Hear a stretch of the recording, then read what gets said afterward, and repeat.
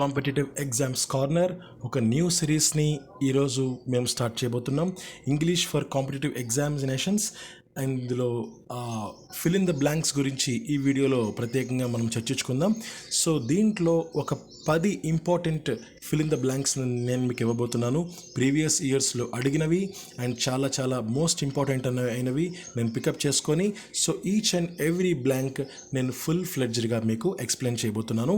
So this is the first day of this series and upcoming competitive ఎగ్జామినేషన్స్లో ఇంగ్లీష్లో ఎక్కువ marks score చేయడానికి ఈ సిరీస్ మీకు చాలా వరకు ఉపయోగపడనుంది. So let us get in to the video. First important bit చూడండి. What is the time dash your watch? ఒకటి గుర్తుపెట్టుకోవాలి, ఎప్పుడైనా సరే ఒక వాచ్కి సంబంధించి మనము రెఫర్ చేస్తున్నప్పుడు, ఒక వాచ్కి సంబంధించి మనము ప్రస్తావిస్తున్నప్పుడు మనకు వచ్చే ప్రిపోజిషన్ ఏంటి అంటే సెకండ్ ఆప్షన్ పై. So what is the time పై యువర్ వాచ్? సో దీనికి ఆన్సర్ పై. బాగా గుర్తుపెట్టుకోండి, మనము ఒక వాచ్ గురించి ప్రస్తావన చేస్తున్నప్పుడు మనము ఉపయోగించాల్సిన ప్రిపోజిషన్ ఏంటి అంటే పై అన్నమాట. So what is the time పై your watch? So in, on, off కాదు. సో వాచ్ గురించి ప్రత్యేకంగా ప్రస్తావన వచ్చినప్పుడు పై అనే ప్రిపోజిషన్ని మనము యూజ్ చేయడం జరుగుతుంది. సెకండ్ క్వశ్చన్ చూడండి. There is no scientific dash to suggest that under water birds are dangerous. ఇక్కడ మనకు 4 ఆప్షన్స్ ఉన్నాయండి. First option evolved, second option evidence, మూడవ ఆప్షన్ అవెంజ్, నాలుగవ ఆప్షన్ మెండ్. మనకు ఫస్ట్ ఆఫ్ ఆల్ నేను ఈ 4 ఆప్షన్స్కి మీనింగ్స్ చెప్తాను, దెన్ మనం చూద్దాం ఏది కరెక్ట్ ఆప్షన్ ఉంటుందో. ఫస్ట్ ఎవాల్వ్డ్ అంటే ఏంటంటే మనకు ఒక ఇంప్రూవ్మెంట్, కంటిన్యూస్ ఇంప్రూవ్మెంట్ అనమాట. అంటే మన పుట్టుక నుంచి ఇప్పటిదాకా మనకు వచ్చిన జర్నీ, సో దాన్ని ఎవల్యూషన్ అని కూడా అంటారు. సో దానికి ఎవాల్వ్డ్ అని మీనింగ్ మనకు వస్తుంది. ఎవిడెన్స్ అంటే ఏంటంటే సాక్ష్యం, ఒక సంఘటన పట్ల మన దగ్గర ఉన్న సాక్ష్యం ఉన్నది, దాన్ని ఎవిడెన్స్ అని పిలుస్తాము. అంటే ఫ్యాక్ట్స్ అనమాట, అవైలబుల్ ఫ్యాక్ట్స్ ఆర్ ఇన్ఫర్మేషన్ అనుకోవచ్చు. నెక్స్ట్ అవెంజ్ అంటే ఏంటంటే ఒక చెడు దాని పట్ల మనము రివెంజ్ తీర్చుకోవడం. So to take a revenge on a perceived wrong, అది అవెంజ్ మీనింగ్ వస్తుంది. మెండ్ అంటే ఏంటంటే సో ఒక కష్టతర పరిస్థితులకి సంబంధించి ఆ పరిస్థితులని మనకు ఎదురొడ్డి మనము ఇంప్రూవ్ కావడం. So to improve after a period of difficulty or a failure, ఒక ఫెయిల్యూర్ నుంచి కానీ ఒక డిఫికల్టీ నుంచి కానీ మనల్ని మనమే ఇంప్రూవ్ చేసుకోవడం, దాన్ని మెండ్ అని పిలుస్తాము. ఇప్పుడు మనకు ఎవాల్వ్డ్ కాదు, అవెంజ్ కాదు, మెండ్ కాదు. సో మనకున్న ఏకైక ఆప్షన్ ఎవిడెన్స్. అంటే there is no scientific evidence to suggest that under water birds are dangerous. So ఎటువంటి సైంటిఫిక్గా ఆధారం లేదు, సాక్ష్యాలు లేవు అని చెప్తున్నారు. సో మనకు కరెక్ట్ ఆప్షన్ ఎవిడెన్స్ అనమాట. నెక్స్ట్ మూడవ ఆప్షన్లోకి వెళ్దాం. Evidence is the right answer. మూడవ క్వశ్చన్లోకి వెళ్దాం. The severe thunderstorm caused damage that recovery would take years. మనకు ఈ క్వశ్చన్లోనే సివియర్ అనే పదాన్ని మెన్షన్ చేస్తున్నారు. సివియర్ అంటే చాలా ఎక్కువ కానీ, చాలా ఎక్కువ కానీ. ఫస్ట్ ఆప్షన్ చూడండి, మచ్ యాజ్ అంటున్నారు. సెకండ్ ఆప్షన్ మెనీ మోర్ అంటున్నారు. థర్డ్ ఆప్షన్ లిటిల్ అంటున్నారు. ఫోర్త్ ఆప్షన్ సో మచ్ అంటున్నారు. ఇక్కడ మచ్ యాజ్ కానీ, మెనీ మోర్ కానీ, లిటిల్ కానీ ఎక్కువ క్వాంటిటీని మెన్షన్ చేయవన్నమాట. అండ్ మరొక విషయం ఏంటంటే ఒక ప్లేస్లో థండర్ స్టార్మ్ లాంటిది కనుక సంభవిస్తే మనకు అక్కడ ఎంత నష్టం ఉంటుంది అనేది మనము స్పెసిఫై చేయలేం. So it is a unspecified quantity. So అలా ఒక స్పెసిఫై చేయలేని క్వాంటిటీ మనకు అలా అక్కడ ఉంటున్నప్పుడు దాన్ని మనము సో మచ్ అంటాం. సో మచ్ అంటే చాలా ఎక్కువగా, అది ఎంతనో ఎవరికి తెలియదు. So the severe thunderstorm caused so much damage, so that recovery would take years. So చాలా దాని రికవర్ కావడానికి చాలా సంవత్సరాలు పడుతుంది. సో మచ్ డ్యామేజ్ అని మనం పిలుస్తాం అనమాట ఇక్కడ. సో మచ్ డ్యామేజ్ అనేది ఇక్కడ మనము ప్రస్తావించవచ్చు. సో మచ్ అనేది ఇక్కడ కరెక్ట్ ఆన్సర్. ఇక్కడ అర్థమైందని అనుకుంటున్నాను. మరొకసారి రిపీట్ చేస్తున్నాను. The severe thunder storm caused dash damage అంటే ఎంత డ్యామేజ్ అయింది. So that recovery would take years, కొన్ని సంవత్సరాలు పడుతుంది రికవర్ కావడానికి, అంటే చాలా ఎక్కువ డ్యామేజ్ అని.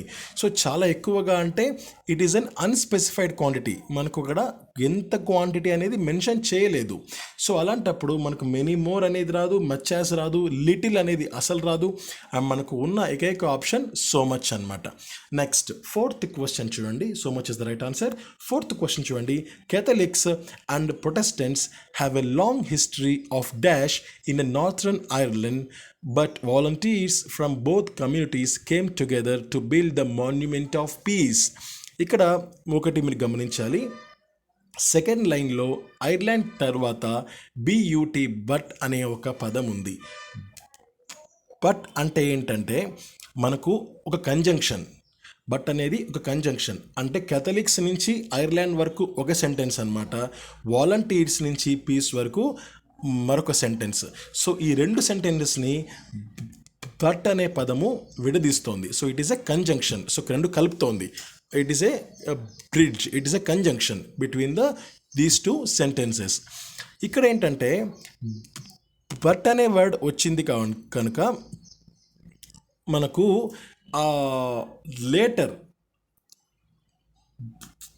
నెక్స్ట్ లాస్ట్ సెకండ్ సెంటెన్స్లో మనకు లాస్ట్ వర్డ్ పీస్ అని ఉంది. సో మనకు బట్ అని ఏం రెఫర్ చేస్తుంది అంటే పైన సెంటెన్స్ బట్ తర్వాత సెంటెన్స్ కొంత వ్యారీ అంటే ఆపోజిట్ మీనింగ్స్ ఉండాలన్నమాట. సో మనకి ఇక్కడ పీస్ అనే వర్డ్ ఉంది కనుక మనకు పైన సెంటెన్స్లో పీస్కి ఆపోజిట్గా ఉన్న పదం మనకు కనపడాలి. ఇక్కడ ట్రూస్ అనే మీనింగ్ ఉంది. ట్రూస్ అంటే అగ్రిమెంట్ అనే మీనింగ్ వస్తుంది. సో నెక్స్ట్ అగ్రిమెంట్ అంటే సేమ్ ట్రూస్కి మనకు సినానిమ్ అనమాట. నెక్స్ట్ కాంటెస్ట్ అనే పదం ఇట్ ఈస్ ఏ ఇది మనకు సిమిలర్ కాదు. సో కాంటెస్ట్ మనకి ఏంటంటే అసలు ట్రూస్కి అగ్రిమెంట్కి సంబంధించింది కాదనమాట. సో అది it is a different scenario. Conflict అంటే ఏంటంటే it is A serious disagreement అంటే మనకు కొంతమంది ప్రొటెస్ట్ చేసే అవకాశం ఉంటుందన్నమాట. సో అలాంటి వర్డ్ మనకు ఈ గ్యాప్లో ఫిల్ అవ్వబోతుంది. So Catholics and Protestants have a long history of conflict. So long history of conflict. So మనకి పీస్కి అపోజిట్గా రావాలని చెప్పాను కదా. సో పీస్కి అపోజిట్గా మనకు ఉన్న ఆప్షన్స్లో D is the right answer. Next question చూడండి. Fifth question. He did not have many friends because he treated dash with a barbaric disdain. మనకు స్టార్టింగ్ ప్రొనౌన్తో స్టార్ట్ అయింది కనుక మనకు ఆ గ్యాప్లో ప్రొనౌన్ ఫిల్ అవ్వాల్సిన అవసరం చాలా ఉంది. మనకు ఈ ఏబిసిడి ఆప్షన్స్లో ప్రొనౌన్స్ రెండు ఉన్నాయి. ఒకటి అదర్స్, రెండోది వన్. అంటే ఏ అండ్ సి మనకు రైట్ ఆన్సర్ అయ్యే ఛాన్స్ ఉంటుందన్నమాట. ఇక్కడ ప్రతి ఒక్కరి గురించి అంటే ఎవ్రీ అదర్ పర్సన్, ప్రతి ఒక్కరి గురించి ఆయన మెన్షన్ చేస్తున్నారు. సో అలాంటప్పుడు మనకు వన్ వచ్చే ఛాన్స్ లేదు. సో మనకు others is the right answer. So he did not have many friends because he treated others with a barbaric disdain. So let us move to the next important question. The cats help to dash the rats. So డాష్కి మనకు వాడు ఇచ్చిన clue ఏంటంటే reduce అని ఇచ్చారు. ఇక్కడ మనకు call of ఇచ్చారు, ఆప్షన్స్లో కేమ్ ఫార్వర్డ్ ఇచ్చారు, లీపట్ ఇచ్చారు అండ్ కీప్ డౌన్ అని ఇచ్చారు. మనకి ఇక్కడ క్యాట్స్, ర్యాట్స్ అండ్ బ్రాకెట్లో బేసికల్గా రెడ్యూస్ అని ఇచ్చారు. అంటే రెడ్యూస్ అనే పదానికి మనకు ఏబిసిడి ఆప్షన్స్లో న్యాయం చేయగలిగేది ఆప్షన్ డి మాత్రమే. సో కీప్ డౌన్ అంటే మీనింగ్ ఏంటి అంటే అంటే ఒకదాన్ని మనము కంట్రోల్లో పెట్టడం, అణిచి పెట్టడం. అంటే దాని సంఖ్య లేదా దాని స్థాయి అది ఇంక్రీజ్ అవ్వకుండా మనము జాగ్రత్త పడ్డాం. సో అది మీనింగ్ కీప్ డౌన్కి వస్తుంది అనమాట. So the cats helps to keep down the rats. So వాటి ఎప్పుడు క్యాట్స్ని ర్యాట్స్ని క్యాట్స్ ఎప్పుడు వాటి బద్ధ శత్రువులుగానే భావిస్తాయి.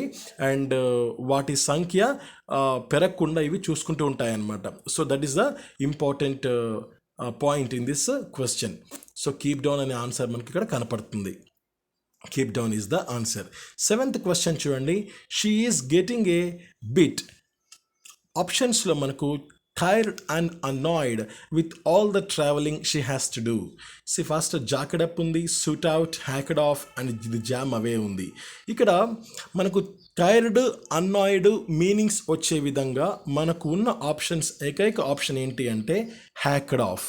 హ్యాకెడ్ ఆఫ్ అంటే అసంతృప్తి, మనము హ్యాపీగా లేకపోవడం, చాలా టైర్డ్గా ఉండడం అనమాట. సో చాలా అనాయిడ్గా ఉండడం. సో అలాంటి సిచ్యువేషన్ని మనం హ్యాకెడ్ ఆఫ్ అంటాం. కానీ jacked up, suit out, jam away మనకు ఈ మీనింగ్ రావన్నమాట. సో దానికి correct answer is hacked off. So let us move to the 8th question. The government had to dash బ్రాకెట్లో save the airline because it was losing so much money. మనకు first option కావ్ up ఉంది, second option decide upon, third option bail out and the fourth option is edge up. So మనకు ఇక్కడ correct phrasal verb ఇక్కడ ఏంటి అంటే bail out అనమాట. అంటే carve అప్కి, డిసైడ్ అపాన్, ఎడ్జ్ అప్ ఈ మూడింటికి మనకు సేవ్ అనే ఆప్షన్ ఇక్కడ మెన్షన్ చేయలేం బికాస్ దాటికి మీనింగ్స్ వేరే. కానీ బెయిల్ అవుట్ అంటే మనకు సేవ్ అనే మీనింగ్ మనకు వస్తుండడం వల్ల మనము కరెక్ట్ ఆప్షన్గా బెయిల్ అవుట్ని సెలెక్ట్ చేసుకుంటున్నాం. So option C is the right answer. The government had to bail out the airline because it was losing so much money. So let us move to the next important question. In many countries, 9th question, in many countries the dash in pay for men and women is quite common. For example, in Germany, women are paid 21% less as compared to men. So మనకు ఈ veg ratio ఏదైతే ఉంటుందో అది మనకు men is to women compare చేసుకుంటే మెన్కి చాలా ఎక్కువ ఇస్తున్నారని, ఉమెన్కి చాలా తక్కువ ఇస్తున్నారని, అండ్ వాటి డిఫరెన్స్ చాలా హై లెవెల్లో ఉందని చెప్పి ఇక్కడ చెప్తున్నారనమాట. సో ఇక్కడ చూడండి, అన్లైక్లీనెస్ ఉంది, ఈక్వివాలెన్స్ ఉంది, డిసగ్రిమెంట్ ఉంది అండ్ డిస్పారిటీ ఉంది. ఇక్కడ మనకు ఈక్వివాలెన్స్, డిసగ్రిమెంట్ రావు. ఈక్వివాలెన్స్ ఎందుకు రాదు అంటే క్వశ్చన్లో చెప్తున్నారు సో మనకు చాలా తక్కువ ఉంది అని చెప్తున్నారు. సో మనకు ఆప్షన్ బి కరెక్ట్ కాదు. డిస్అగ్రిమెంట్ కాదు. సో ఇది ఇద్దరి వ్యక్తుల మధ్య అగ్రిమెంట్ కాదు ఇది. సో అగ్రిమెంట్, డిసగ్రిమెంట్ అనే పదాలు ఇక్కడ మనకు ఛాన్సే లేదు. ఏ అండ్ డి విషయానికి వస్తే అన్లైక్లీనెస్ కాదండి. అన్లైక్లీనెస్ అంటే రెండు కంపేర్ చేసుకుంటే మనకు వచ్చే ఆప్షన్ అన్లైక్లీనెస్ అనే ఆప్షన్ మనకు వచ్చే ఛాన్స్ ఉంది. ఇక్కడ disparity is the right answer. So disparity అంటే ఏంటంటే చాలా ఎక్కువ డిఫరెన్స్, గ్రేట్ డిఫరెన్స్ అనమాట. సో మనకి ఇక్కడ మెన్ మరియు విమెన్ వాళ్ళకు పే చేసే శాలరీస్ అనుకోవచ్చు, వేజెస్ అనుకోవచ్చు, వాటి మధ్య వ్యత్యాసం చాలా ఎక్కువగా ఉండడం వల్ల మనము ఈ డిస్పారిటీ అనే పదాన్ని మనము తీసుకుంటున్నాం. సో 9th క్వశ్చన్కి answer disparity. In many countries the disparity in pay for men and women is quite common. For example, in Germany women are paid 21% less as compared to men. So option is a disparity. Option D is the right answer. And the last question but not the final question, but last but not least, last question చూడండి. Which dash should we adapt to increase our sales. మనము సేల్స్ని increase చేసుకోవాలంటే వేటిని మనము adapt చేసుకోవాలి? First option promotions ఇచ్చారు, second option strategies, third option functions, fourth option intentions. Promotions ఏంటంటే ఒక ప్రోడక్ట్ని ప్రజల్లోకి తీసుకెళ్ళడానికి మనము అవలంబించే కార్యక్రమాలు ఏవైతే ఉంటాయో వాటిని మనం ప్రమోషన్స్ అని పిలుస్తాము. So the publicising of a product of a organisation, మనం ఆ ప్రోడక్ట్ని అమ్ముడవ్వడానికి మనం చేసే కార్యక్రమాలే ప్రమోషన్స్ అని పిలుస్తాము. స్ట్రాటజీస్ ఏంటి అంటే ఒక గోల్ని రీచ్ అవ్వడానికి మనము ఇంప్లిమెంట్ చేసే మనము డిజైన్ చేసుకునే ఒక ప్లాన్ ఆఫ్ యాక్షన్ అనమాట స్ట్రాటజీ అంటే.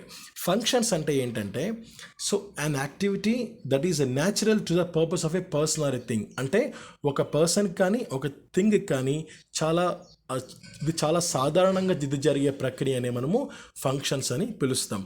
ఇక ఇంటెన్షన్ అంటే ఏంటంటే మన యొక్క ఆలోచన తీరు ఎలా ఉంటుందనేది ఒక ఎయిమ్ పట్ల కానీ ఒక ప్లాన్ పట్ల కానీ మనకు ఇంటెన్షన్ అనే పదం ఇక్కడ వాడతాం.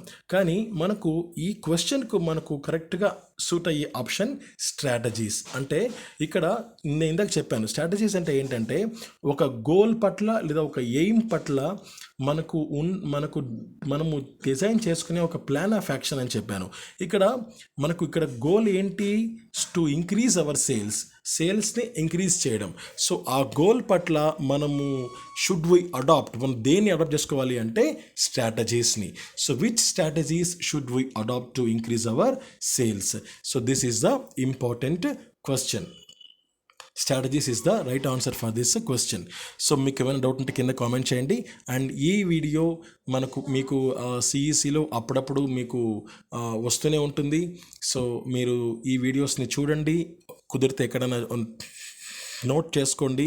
మీకు ఎగ్జామినేషన్ పాయింట్ ఆఫ్ వ్యూ చాలా కీ రోల్ తప్పకుండా ప్లే చేస్తుంది. బికాజ్ ఇవి మీకు మోస్ట్ ఇంపార్టెంట్ మాత్రమే కాకుండా ప్రీవియస్ ఇయర్స్ బుక్స్ నుంచి మేము సేకరించి మీకు ఎక్స్ప్లెయిన్ చేయడం జరుగుతోంది.